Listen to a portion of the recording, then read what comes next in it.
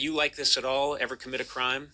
In the past, just getting started? You ever? Well, and this is where my assistant would jump in because she has a sordid criminal past and has been very open about it. But she shoplifted like crazy. No, I wasn't into that because of the wrath of God and all that. Yeah, I was exactly. too scared of this wrath of God.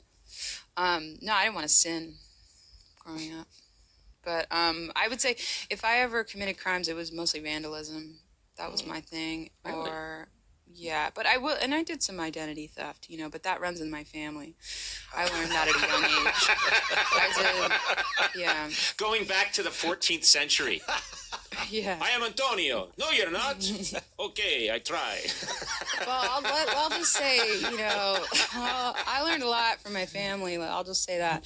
But what kind of vandalism would you do? Well, I grew up in Delaware, in Wilmington, Delaware, and there were a lot of. It's a really interesting place to grow up because you're kind of there's this presence of the DuPont era of things always, and so there's always I would never vandalize things that were, I think, new or nice. It was always going to the old, DuPont experimental station or the mill factory, the abandoned mill, mill or whatever, and throwing bricks in the windows. And we would grow up around a lot of those new suburban developments, where they were always building the new cookie cutter houses or whatever. And I would go in there and I would take nails and I would write messages to the construction workers "You'll die," in nails, to make it seem like a ghost. Wait, are you lying them out or are you hammering them in? No, I would just arrange them in letters, nails, and letters. Wow, that's not vandalism per se. It's just threat. Okay. That's just threatening that's public safety. You get arrested for that? Trespassing. I think you get trespassing, but what about the guy who owes the mob money and then goes to work that day and says, well, it'll probably be okay and they'll never find me. And I'm hiding out as a construction worker in Delaware. And then gets to work and it says, you'll die, written out in nails. I really gave And then he just says, I'm just going to go into the woods and kill myself. And then later on, you find the skull. And it all comes around. Yes, that's what I wanted. That is literally what I wanted. You're a criminal mastermind. Yeah. You're a genius. Yeah, but no, shoplifting is for little bitches. Thank you. Thank you very much. I wish Sona was here right now. We'll have to tell her. Yeah. She adores you, by the way. She loves you, and she will freak out that you pretty much called her whole life up until 31, the life of her 31. She was shoplifting late into her life. Ew. Yeah, constantly. I don't know about that. But I support, stealing from the man. The man, yeah. Fuck that. Me too. Yeah. Well, I think I am the man. Yeah. Yeah. Are you playing any sports now? No. No. Pickleball. That's the whole new craze now. Yeah. Pickleball. I love sports though. I'm gonna go to the batting cages tomorrow. But that's for the MLB is doing a show now where they ask you questions while you hit balls. Oh, that's a cool idea. But I'm just going because I want to hit some balls.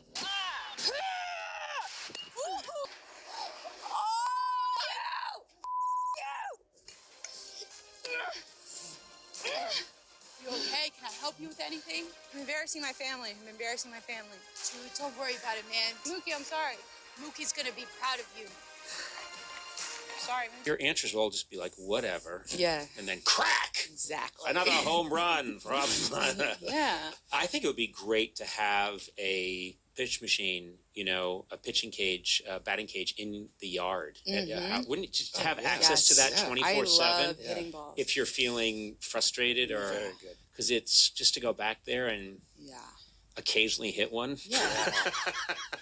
Every ninth time, accidentally make contact. I would love that. Yeah, me too. All right. Love it as a gift. Okay, I will... For doing this. You know what, we're going to start... Oh, okay. What? Now I have to call your publicist and say, look, I'm going to set up a batting cage for Aubrey. Where does she live? And then I have to look into what those cost. That's going to be very expensive. I think so. But hey, in the 90s, people would get Ferraris as gifts. That's what I heard. Megan Mullally told me. She got a Ferrari? Yeah. She'd do a podcast and get a sports car every time. all those '90s podcasts had so much money to throw around. God, ridiculous. That's what they used to do. giving. We do give away when you leave. There is a little wicker tray out there, and it's got a couple of snacks in it. And maybe there's some Big League Chew in there, so it gets close. No, there's nothing like that. It looks very granola, crunchy, organic. Well, I don't do this for the gifts. I do it for the therapy. I could really help you. I really could. And you have. Aubrey, thank you so much for dropping by. I know I mean a lot to you. You do. And I know this was a big deal for you. Look, if this is how we have to talk, we'll do it like this. Let's get real quiet now at the end.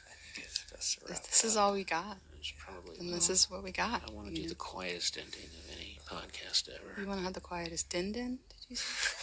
You want to have a din-din with me? I want to have a quiet din-din with you. Won't you invite me up for din-din? Okay, I'd like to invite you on a Bing, din-din.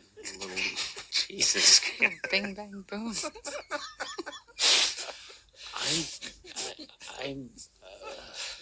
I'm just... Are you crying? I think I'm in love now. I definitely want to have din-din with you. Really give me that din-din. Okay. Jesus. You wear those shorts while you make me that din-din. Oh, yeah. I'll make you some din-din. You drop the sauce all over your din-din. Got a little sauce on my shorts while making the din-din. You get Greg Daniels out of here.